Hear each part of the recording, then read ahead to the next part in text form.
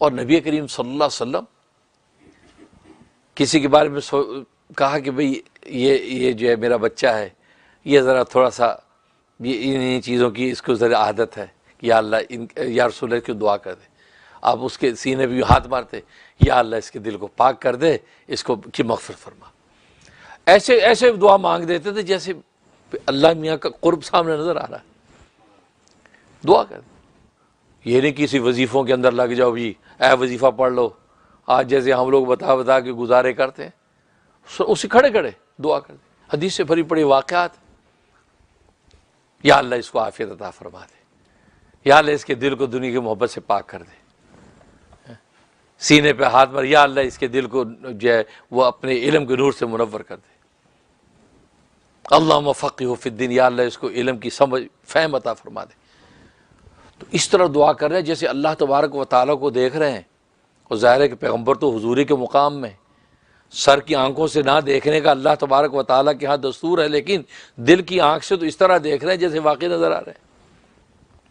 یوں دعائیں کریں. تو یہ آپ کا عرفانی پہلو. تو دعاؤں کو دیکھیں تو ایسے لگتا کہ جیسے بالکل سامنے موجود ہیں بادشاہوں کے بادشاہ، اور درخواستیں پیش ہو رہی ہیں.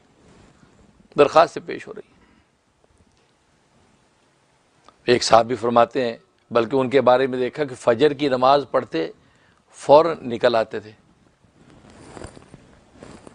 انہوں نے ایک مرتبہ نبی پاک صلی اللہ علیہ وسلم اپنے ایک بچے کی شکایت کی، یا رسول اللہ یہ میرا بچہ جو ہے یہ اوڑ پڑوس کے جو ہے وہ باغوں میں پھلوں کے درختوں پہ گھس جاتا ہے، وہاں ان کے پھل توڑ کے کھاتا ہے.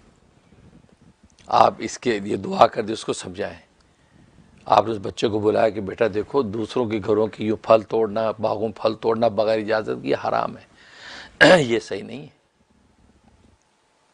بغیر اجازت کے کھاتے ہوئے حرام ہے، یہ نہ کھاؤ. اور یہ کہہ کہ اس کے دل پہ ہاتھ مارا، فرمایا کہ یا اللہ اس کے دل کو پاک کر دے، اس کی بھوک کو سیر کر دے، اس کی بھوک مٹا دے. یعنی جو یہ اتنا بھوکا ہے نا، یہ کھا رہا ہے، یا اللہ اس کی بھوک کو مٹا دے. بس وہ اتنا کہنا تھا، وہ بچہ جو صاف ستھرا پاکیزہ ہو گیا. مجال ہے کہ کبھی کسی جگہ اس سے ہاتھ ڈالا. یعنی ایک سیدھی سی بات ہے. بالکل اسی طریقے سے اپنا بھی معمولی بناؤ، گھروں میں اپنے بچوں کے چلتے پھرتے دعائیں دو. جو اس میں تھوڑی سی کمی دیکھو، یا اللہ اس بچے کو یا اللہ نفیس و شریف کر دے، یا اللہ اس کی یہ کر دو. ایسے باتیں کرو تو کیا ہوگا؟ کیونکہ اللہ تو اتنا قریب ہے کہ جو آیات میں تلاوت فرمائے اس میں یہ حقیقت تو بتا رہے ہیں اللہ. اور تم مجھے اتنا دور سمجھتے ہو کہ یار اچھا چلو دیکھیں گے، دعا کریں گے ٹائم پہ.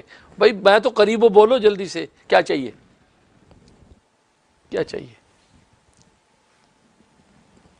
میری ایک بچی ہے، اس کو کوئی چیز کہو نا کہ یہ چیز اٹھا کے دو، یہ لے کے آؤ ذرا دیکھو، وہ بیچاری ڈھونڈتی ہے تو اس کو عام طور پہ ملتی نہیں بیچاری کو، دوسرا جاتا ہے اس کو مل جاتی ہے.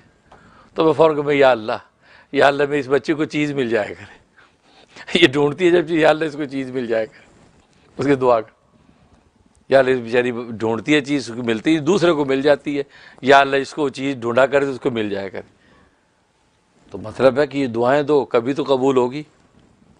تو یہ وہ دعا کا راز ہے. تو دعائیں مانگنا، اللہ سے مانگتے رہنا اور سوال اللہ کے سامنے ڈالتے رہنے کی عادت پڑ گئی تو سمجھو عبادت کا راز، اور عبادت مقصد زندگی ہے. تو